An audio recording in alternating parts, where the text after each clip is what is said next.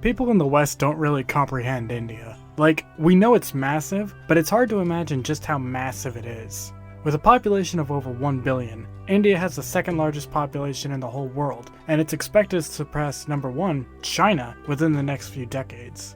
India also has a vast, rich history with hundreds of different kingdoms and empires across time, some of which you can learn about in the Discovery of India playlist after this video. The subcontinent is also home to a few religions as well, the most famous being Hinduism, Buddhism, and the religion we're talking about, Sikhism. Now, Sikhism is a relatively young religion compared to others around the world. Not as young as the Mormons, but still pretty young. And it all started thanks to one man, Guru Nanak.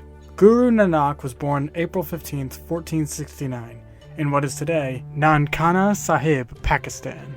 Not much is known about Nanak's early life, even though he came from a wealthy merchant caste.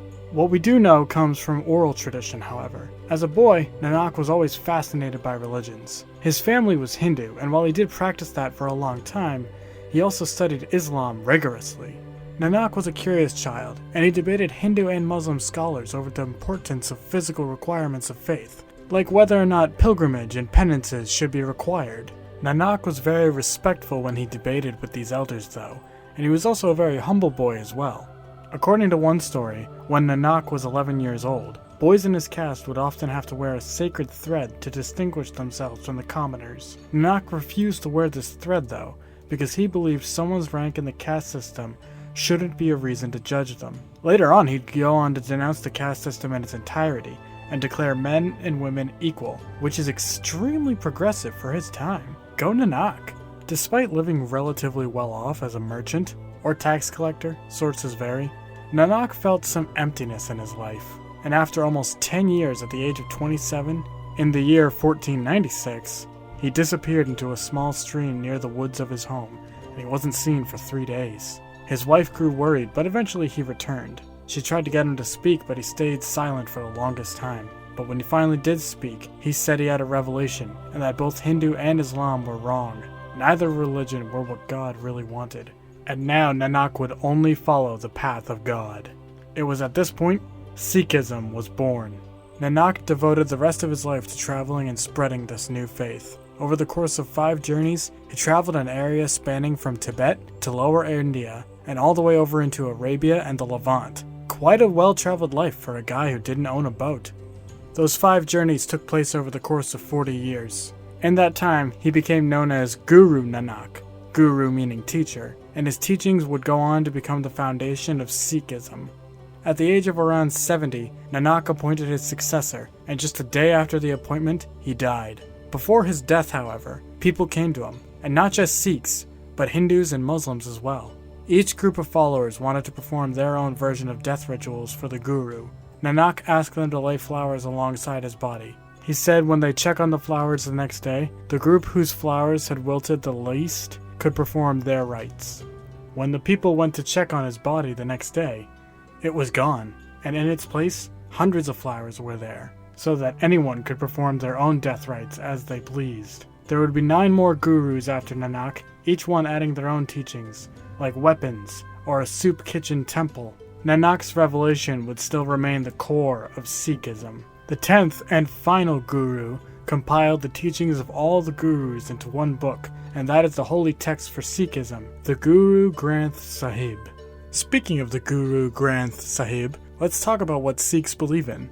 So one thing you should remember is that Nanak was very religiously literate, and he was inspired by Hinduism and Islam. So we're going to see traces of both in Sikhism. The biggest distinction Sikhism has is that it's monotheistic. Although some would say monotheism is a bit of an imperialist term because it imposes a Semitic/Western view of monotheism. Guru Nanak had this to say about the God of the Sikhs. There is but one God, and his name is Truth. He is the Creator. He fears none. He is without hate. He never dies. He is beyond the cycle of births and death. He is self-illuminated.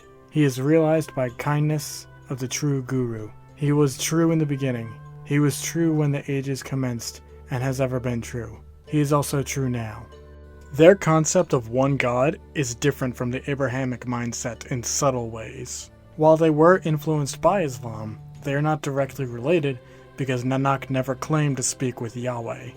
Every human has 3 duties. The first is Van Chakna, which states you should always share with people and be humble. The next is Kurt Karna, which states you should avoid things like drinking, gambling, and other unholy acts, which try to fill a hole in your heart that only God can fill. The third duty is Nam Jampa, which is where you repeatedly say the name of the Sikh god over and over again, and you meditate on it. Only by doing that can one be truly free from their selfish tendencies. What would these selfish tendencies and unholy acts be, you might ask? Well, the holy text of Sikhism says every human can attain spiritual perfection by escaping the 5 thieves: anger, lust, greed, attachment, and ego. There's also another set of practices the Sikhs have called the 5 Ks. The first is a kes, which requires Sikhs to never cut their hair. This is also why they wear turbans, partly to keep their long hair out of their face, but also because turbans were once a sign of privilege and royalty. But Nanak, being the pro-equality man he was, said everyone should be able to wear turbans, because all people are worthy of being royalty. The rest of the Ks are Kara, which is a steel bracelet Sikhs wear, Kanga, which is a wooden comb, Kirpan, which is a small sword they carry around with them, and a Kachera, which is a special type of underwear they wear. A young religion that requires its practitioners to wear a special kind of underwear? Sounds familiar. Today, Sikhism is the 5th largest religion on the planet, with over 30 million followers, 20 million of whom live in the Indian subcontinent, with the largest concentration in the Punjab region. While Sikhism never became a dominant religion in India, the Sikhs have certainly left their mark on the subcontinent, and on the world as a whole. There's an order called the Sikh Khalsa, which was a community of Sikhs who militarized themselves to combat serious oppression from the Mughal Empire.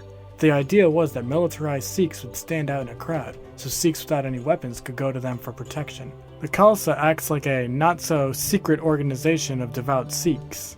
After the British Empire dissolved, though, things took a turn for the worse.